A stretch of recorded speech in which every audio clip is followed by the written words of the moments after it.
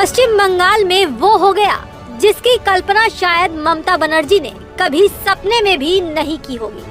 2026 के विधानसभा चुनाव में बीजेपी ने बंगाल की सत्ता के सारे समीकरण ही बदल डाले।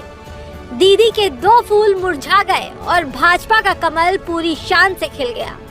लेकिन इस जीत के असली हीरो निकले उत्तर प्रदेश के मुख्यमंत्री योगी आदित्यनाथ। योगी की एक एक हुंकार दीदी की टीएमसी पर भारी पड़ गई। आंकड़े गवाही दे रहे हैं।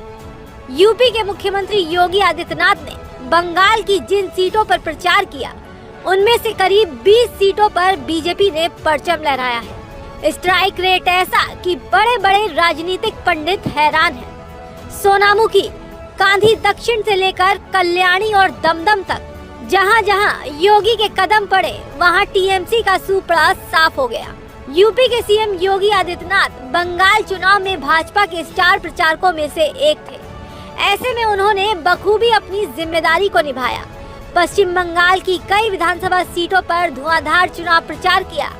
अलग अलग इलाकों में पहुंचकर पार्टी प्रत्याशियों के समर्थन में खुलकर रैली की और जनता का रुख बीजेपी के पक्ष में मोड़ने के लिए एड़ी चोटी का जोर लगा दिया।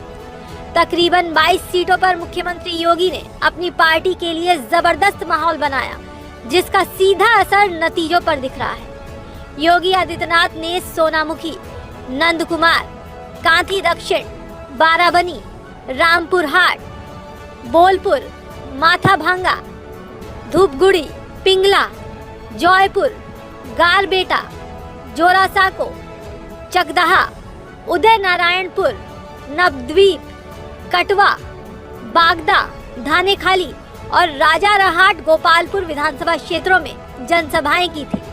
इसके अलावा बांकुड़ा, कल्याणी और दमदम में भव्य रोड शो कर शक्ति प्रदर्शन किया। यही वजह है कि इन 22 में से ज्यादातर सीटों पर बीजेपी के उम्मीदवारों ने अपना जलवा बिखेरा।